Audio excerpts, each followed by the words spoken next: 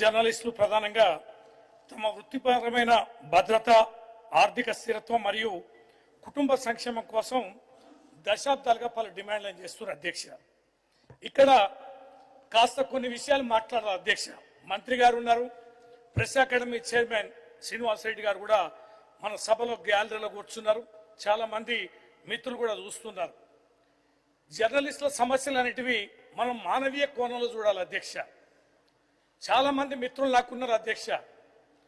మేము చూస్తుంటాం, వృత్తి ఏమో నిరంతరం పరిగెత్తుతుండాలి, ప్రతి నిమిషం అలర్ట్గా ఉండాలి, రోజంతా రాత్రంతా అదే పని చేస్తూ ఉండాలి, సమాచారం సేకరణ చేస్తుండాలి, చేరవేస్తుండాలి. కానీ వారి వేతనాలు చూస్తే మాత్రం గొర్రెకు తోక ఎంత ఉంటుందో వారి వేతనాలు అంత చాలా తక్కువగా ఉన్నాయి అధ్యక్ష.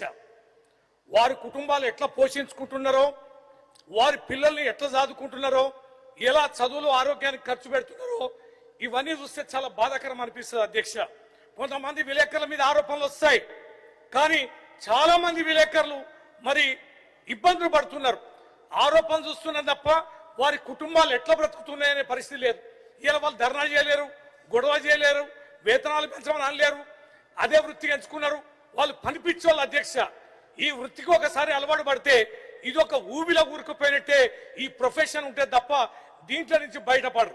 కానీ ఎక్కడ చిన్న ఇబ్బంది వచ్చినా కూడా పరిగెత్తే వీళ్ళకి వీరి కుటుంబ ఇబ్బందులు మాత్రం ఎవరికి చెప్పుకోలేనంత దయనీయంగా ఉన్నాయి అధ్యక్ష. అందుకనే వీరి యొక్క సమస్యలన్నిటివి సావధానంగా వినాలే, మనం పరిష్కరించాలి. ఎన్నో విషయాలు వాళ్ళు మన గురించి రాస్తారు, మన వెన్నంటి ఉంటారు, మన యొక్క జీవితంలో భాగస్వామిగానే జర్నలిస్టులు ఉంటారు. కానీ వారి సమస్యలు మాత్రం మనం సానుకూలంగా ఉంటాం.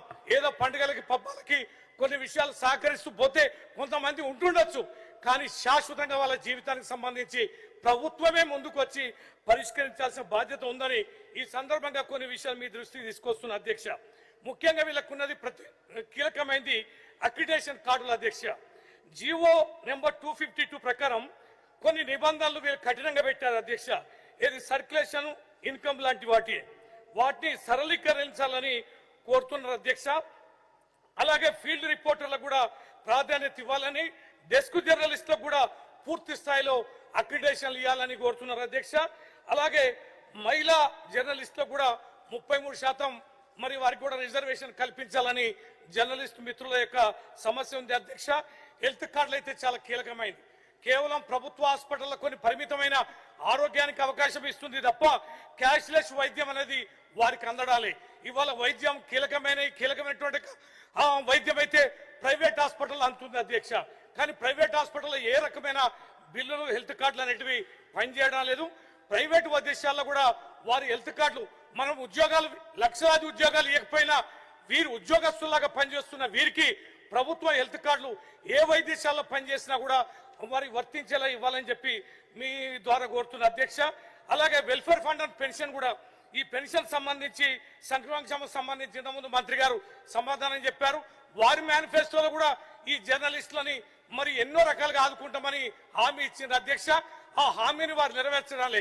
పాపం వారు కూడా ఆ సందర్భంగా ఎన్ని రకాలుగా మా మీద దుమ్మెత్తి పోసినారు, మీకు ఎన్నో వార్తలు అందించారు అధ్యక్ష. ఆ కనికరమన్నా చూపించాలి. ఇస్తామన్నారు 5 లక్షలు, 1 లక్ష ఇస్తున్నారు అధ్యక్ష.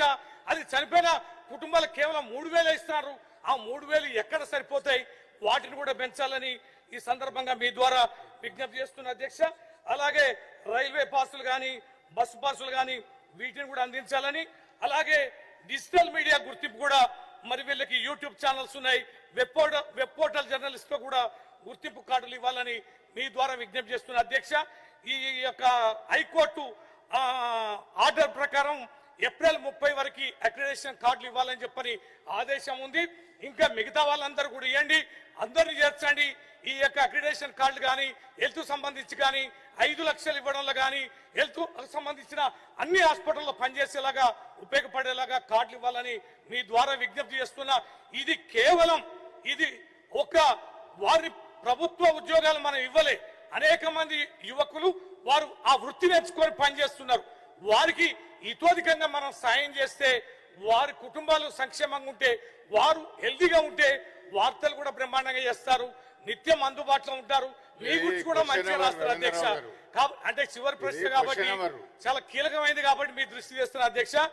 మీకు ఇది వారు రుణపడి ఉంటారు, మీ వార్తలే రాస్తారు, మీ ప్రభుత్వం గురించి మంచిగా రాస్తారు. మరి ఈ మధ్యన మీ మీద ఆవేశానికి గురి కావడానికి కారణం కూడా ఇగో ఇవన్నీ మీరు మీ యొక్క మేనిఫెస్టోలో చెప్పి చేయనందుకు కూడా మరి అది ఉంది అధ్యక్ష. దాన్ని తగ్గించుకోవాలంటే మీరు ఆ ప్రయత్నం చేయాలి, లేకపోతే మా ప్రభుత్వం కూడా వస్తుంది. మేము ఏవైతే డిమాండ్లు మేము ముందు పెడుతున్నామో, వారి విజ్ఞప్తులు మేము ముందు పెడుతున్నామో, రాబోయే రోజుల్లో అన్నిటి కూడా నెరవేర్చే రోజు వస్తుంది అధ్యక్ష.